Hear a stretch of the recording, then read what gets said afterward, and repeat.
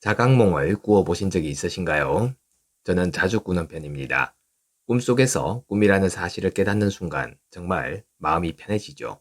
그리고 그 꿈을 내 마음대로 즐길 수 있다는 생각에 곧바로 행복감이 몰려옵니다. 우리의 삶이 그 꿈과 같다는 사실을 깨닫는 것이 바로 깨달음이 아닐까요? 삶을 변화시키는 채널 Change My Life입니다. 오늘은 무위해공님의 책 나는 없다에 나오는 메시지 중 하나를 소개해 드리려고 합니다. 출판사는 책세상이네요. 그럼 시작해 보겠습니다.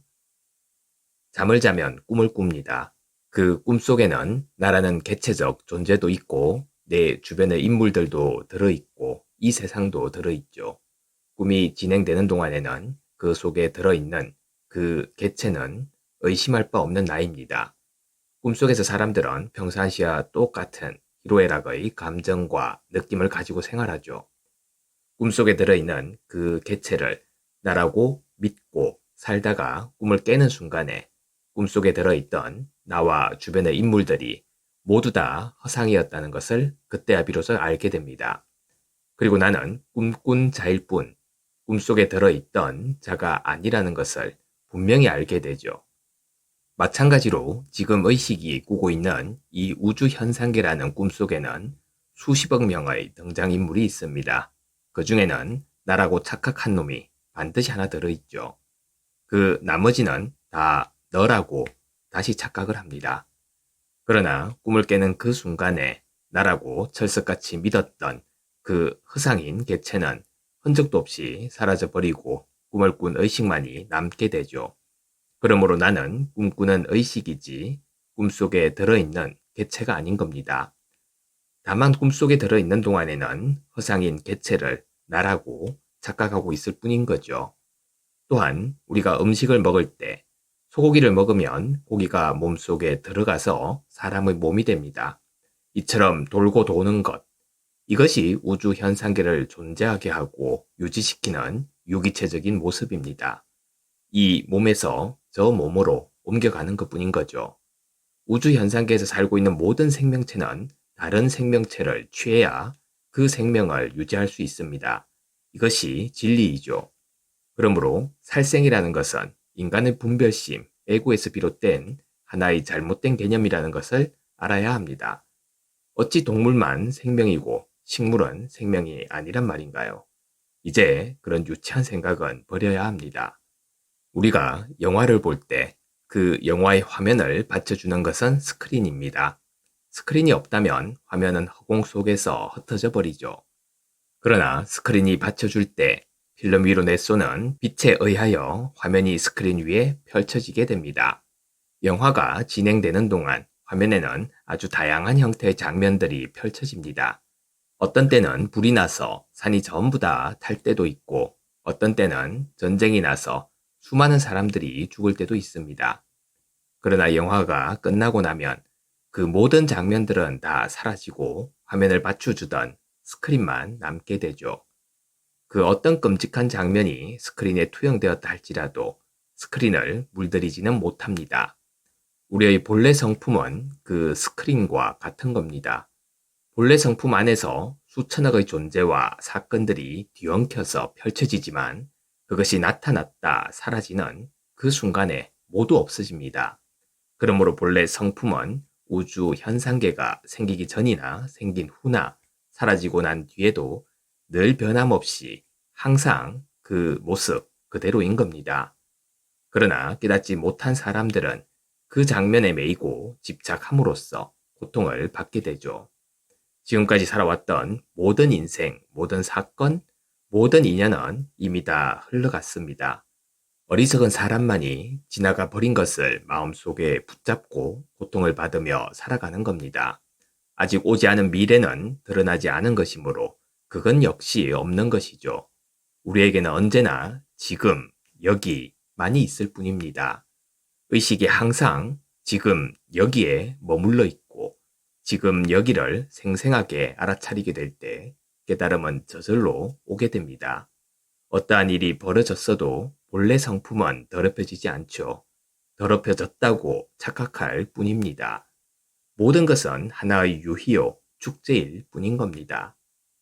옳다, 그르다, 선이다, 악이다, 어쩌고 저쩌고 하는 상대적 개념에 의한 시비분별심이 끊어져 버린 것이 바로 중도입니다.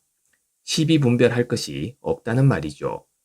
모든 것이 절대적 진리에서 투영된 상대적 개념으로서 쌍으로 존재하기 때문에 다 진리라는 겁니다. 진리 아닌 것이 어떻게 나올 수 있을까요? 지금 펼쳐지고 있는 것이 자기의 인식의 틀로 볼 때는 옳지 않은 것 같아도 그것이 진리인 겁니다. 진리가 아니라고 시비 분별하고 있는 그 마음이 진리가 아닌 것이죠. 인식이 본래 성품 차원에서 머무는 순수 의식 상태에 있어야 합니다. 상대적 현상계의 틀 속에서 개체의식으로 영향받고 세뇌당하고 맹신으로 가득한 아르마리로 채워져 있는 그런 인식으로는 진리를 아무리 깨달으려고 해도 깨달을 수가 없습니다. 이제 정리를 해보죠. 이 절대와 상대의 그림을 합치면 현상적으로 어떤 모습으로 보이게 될까요? 상대 현상계의 모습으로 보여집니다. 그러나 그 바탕은 절대라는 것이죠. 보이는 것은 상대성이지만 그 바탕에는 이미 절대성이 들어있는 겁니다. 절대는 개체적으로 인식이 되지 않죠. 그러나 개체적으로 인식되지 않는다고 해서 드러나지 않는다고 해서 존재하지 않는 것이 아니라 그것이 참 존재입니다. 드러난 것은 눈에 보이니까 존재하는 것처럼 보이지만 실제로는 생멸하기 때문에 그것이 실제가 아니고 허상인 겁니다. 지금까지 설명한 것들이 머릿속에 확고하게 자리가 잡혀야 합니다.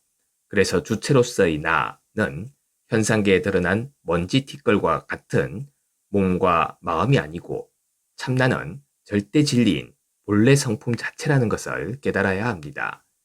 다시 말하지만 몸과 마음을 갈고 닦는 게 아닌 겁니다.